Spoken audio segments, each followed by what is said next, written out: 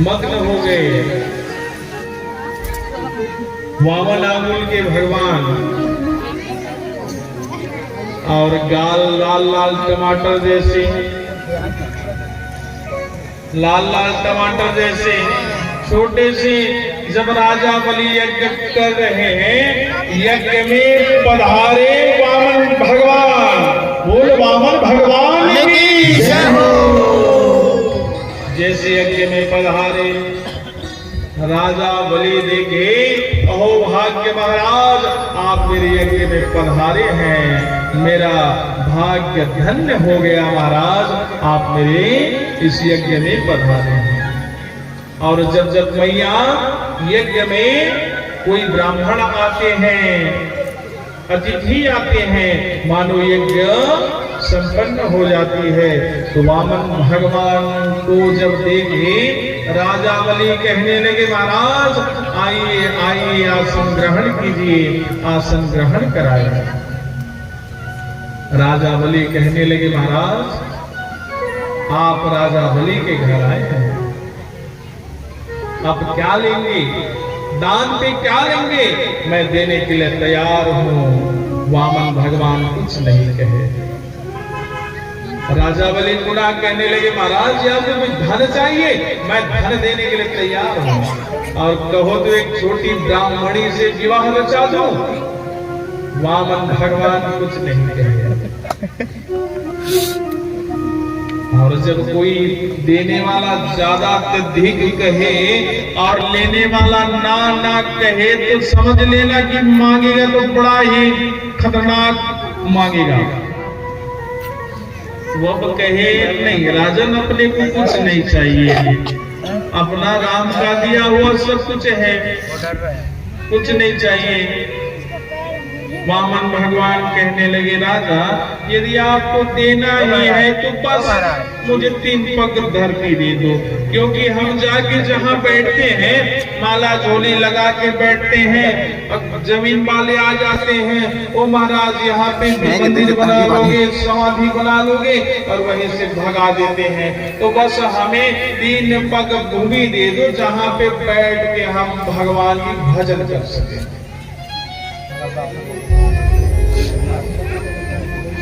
राजा बलि कहने लगे, महाराज आप ले लीजिए, आप जहां चाहिए आप ले लीजिए। वामन भगवान कहने लगे, नहीं राजन, हम लेते हैं तो विधि विधान से लेते हैं, यदि विधि विधान से ना देना है तो हमें कुछ नहीं चाहिए।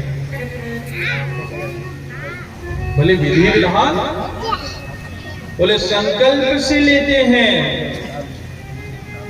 अब राजन कहे कि ठीक है महाराज, संकल्प कर देते हैं।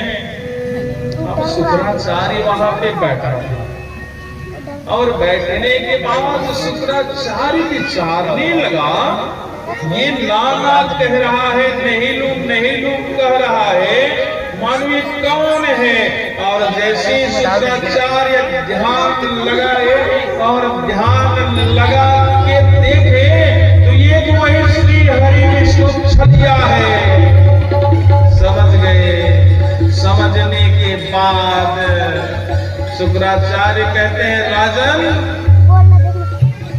कुछ दान मत दो, झूठ बोल दो।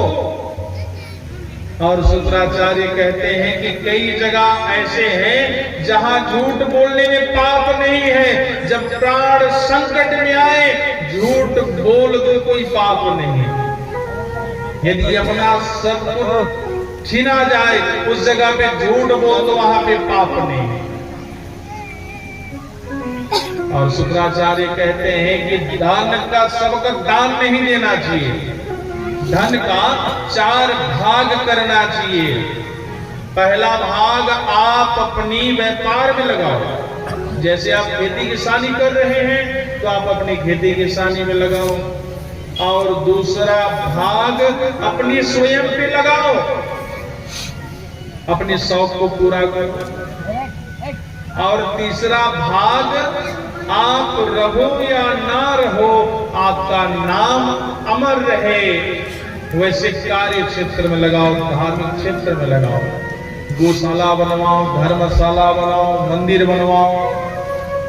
और चौथा भाग अपने सगे संबंधी के लिए बचा के रखो, क्योंकि जरूरत में सगे संबंधी भी मांगते हैं तो उन्हें भी देना चाहिए, और ना देने से वो भी क्रोधित हो जाते हैं।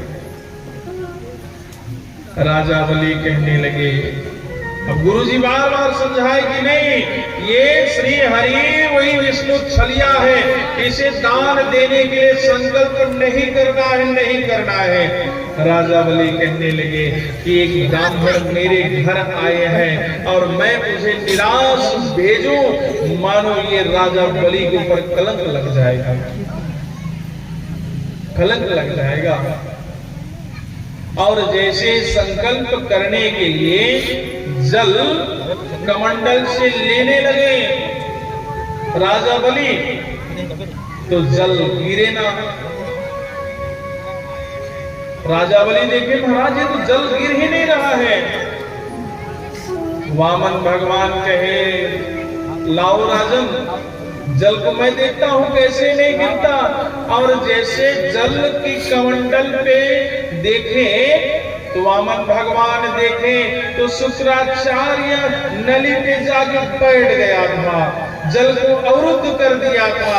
वामन भगवान अपनी कुशासन से कूश निकाले और निकाल के जैसे कमंडल के मुख पे मारे, मानो शुक्राचार्य का आंख फूट गया और वह काना हो गया। अब शुक्राचार्य कहे देने वाला कोई और, लेने वाला कोई और, हमने बेकार में अपना आंख फोड़ दिया, हमने बेकार में अपना आंख फोड़ डाला। अब राजा बलि संकल्प करने लगा, संकल्प किया, संकल्प हुआ। जैसे आप लोग संकल्प किए उस दिन हम यहाँ आए थे, हमारे यहाँ लोग कौन कौन थे, संगी लोग, दिलीप इत्यादि सभी लोग ने संकल्प हुआ। और आप लोग भी प्रातःकालीन संकल्प करते हो कि आज की कथा पूजन करनी है। संकल्प हुआ, संकल्प होने के बाद वामन भगवान ने राजा बलि को बांध दिया। क्या? लाल सूत्र, बलि राजा दानवेंद्रो महाबलम तेन त्वां प्रतिबंधाम रक्षं मासलं चलं। वामन भगवान कहे राजन आप संकल्प से मुकर नहीं सकते, बांध दिए। अब राजा बलि ने भी वामन भगवान को बंधन बांध दिए कि कहे वैसे होता है। वर्ण जानते हैं यजमान लोग, जैसे उस दिन आचार्यों का वर्ण किया, आचार्य ने आपके नाल सूत्र बांधे, उसमें ये है कि जब तक यज्ञ संपन्न ना हो ना ब्राह्मण कहीं जा सकता है न यजमान कहीं जा सकता है। अब दोनों का संकल्प हो गया। संकल्प होने के बाद वामन भगवान अपनी विराट रूप जैसे ये विराट रूप करने लगे, मानो वामन भगवान भूभुवन स्व वितल सुतल तलातल महातल रसातल और लोक नाप दिए, सातों लोक को नाप दिए एक पग में, और दूसरा पग में भू भुआ स्व मह जन तप और सतलोक को दूसरा पग में नाप दिए, और दूसरा पग में जब नापे तो सतलोक में ब्रह्मांड का छेदन करते हुए गंगा बहने लगी। ब्रह्मा जी देखे वामन भगवान की चरणों तक आ रही है, वामन भगवान की जो गंगा जल है उसे कमंडल पे ब्रह्मा जी रख लिए, और वही गंगा जल हुआ तो भगीरथ जी इस धरती पे लाते हैं। ये वामन भगवान जी का चरणों तक है। दूसरा पग हो गया, वामन भगवान राजा बलि से कहे, राजन अब मैं तीसरा पग कहां रखूं? इसके पूर्व तो श्रीमन नारायण जी ने गरुड़ से कहा, गरुड़ ये संकल्प किया है और पूरा नहीं कर रहा है, इसे बंधन कर दो। गरुड़ जी राजा बलि को बांध देते हैं, और बंधा हुआ राजा बलि हाथ जोड़ करके कहने लगा, महाराज आप राजा बलि के घर आए हैं, और मैं जो संकल्प किया हूं उसे पूरा ना करूं तो मेरी जग हसाई होगा, और इस कलम को लेकर मैं जीवित नहीं रह सकता। राजा बलि कहने लगा, यदि मेरी सर्व संपत्ति छिन गया तो क्या हुआ, मेरे पास कुछ नहीं है तो क्या हुआ, अभी तक मैं जीवित हूं महाराज।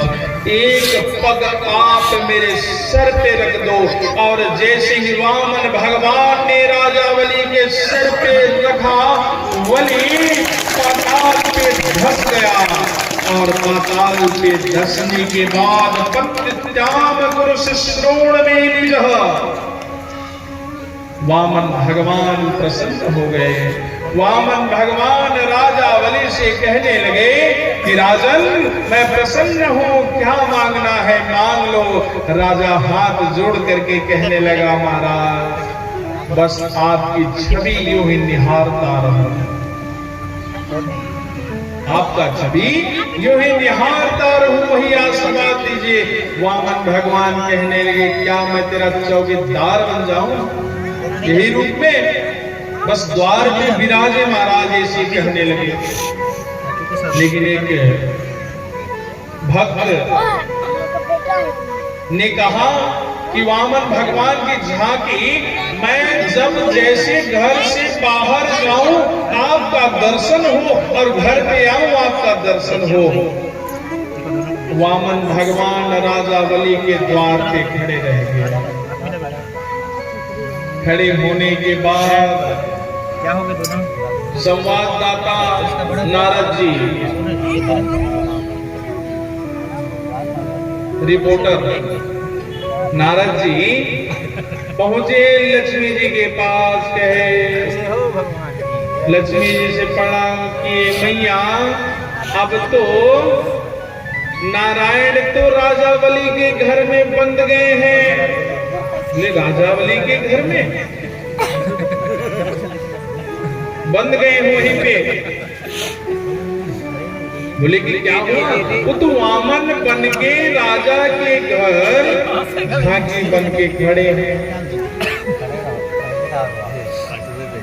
उस समय व्यतीत हुआ, रक्षाबंधन का दिन आया। रक्षाबंधन के दिन आने के बाद वही भगवती लक्ष्मी राजा बलि के घर आई। राजा बलि के घर आई और राजा बलि को रक्षाबंधन बांधे।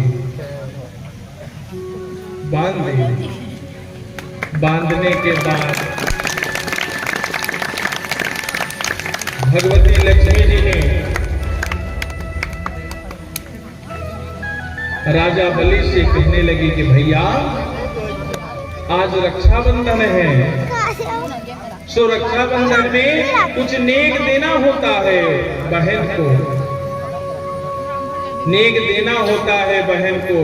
भैया रक्षाबंधन पे नेक तो देना होगा। राजा बलि कहते हैं कि बहन क्या मांगना है मांगो। भगवती लक्ष्मी कहने लगी कि भैया यदि आपने मुझे अपनी बहन मानी है तो आपके घर में जो वामन बना खड़ा है उसे दे दो। राजा बलि अपने आप को कृतार्थ मांगने लगा, कृतार्थ मानने लगा। क्यों? क्योंकि जिस नारायण के पास दुनिया भर के लोग सदा मांगते रहते हैं और उसी भगवती लक्ष्मी के पास सदा लोग झोली फैला करके मांगते हैं, और आज वही नारायण वही भगवती लक्ष्मी मेरे द्वार पे मांग रहे हैं, तो मेरे से बड़ा भागी कौन है? राजा बलि कहने लगे कि बहन मैं आपके पति को वापस दे दिया, और सो वापस दे दिए गए। बोलो भक्त और भगवान की जय। सत्य बात है। मानवीय राजा बलि का ये कथा बड़ा ही पावन है कि इस यज्ञ में आते हैं और बंधन तो मानो प्रेम का बंधन बड़ा ही अद्भुत हो जाता है। बोलो भक्त और भगवान की महाराज की भी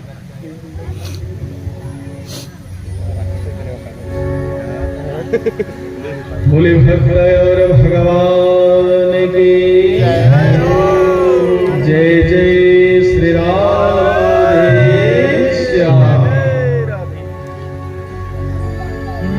प्रेम का बंधन तुमसे जुड़ा है, टूटे ना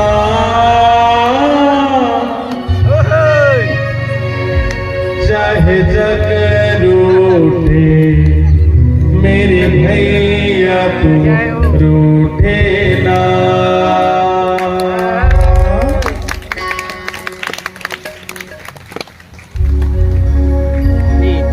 प्रेम कथा का तुमसे बांधा टूटे ना, प्रेम कथा का तुमसे बांधा टूटे ना, चाहे सब रूठे हो मेरे बाबा आधे ना, चाहे सब रूठे मेरे बाबा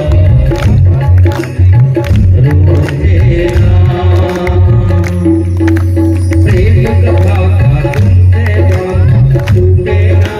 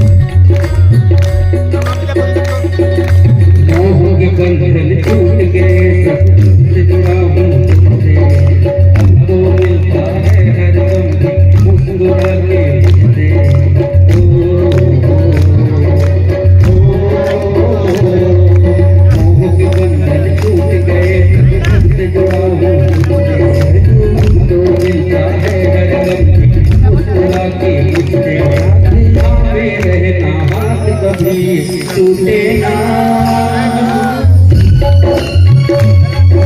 भावे रहना हाथ कभी टूटे ना चाहे सब रूठे मेरे बाबा रूठे ना चाहे सब रूठे मेरे बाबा रूठे ना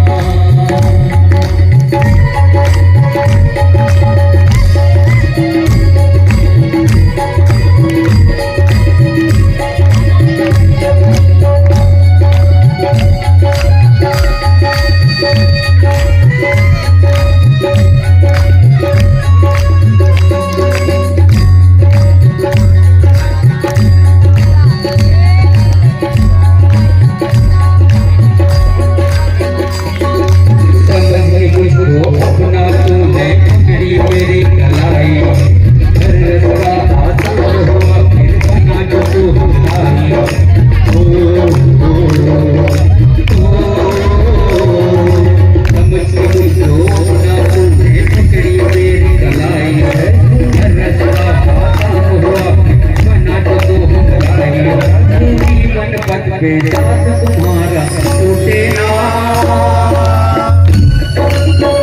जीवन पथ बेदात तुम्हारा टूटे ना चाहे सब रूठे मेरे बाबा तुम रूठे ना चाहे सब रूठे मेरे बाबा तुम रूठे ना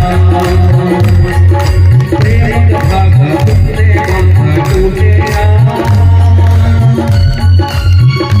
चाहे सब रूठे मेरे बाबा रूठे ना चाहे सब रूठे मेरे बाबा रूठे ना। जय जय श्री राम।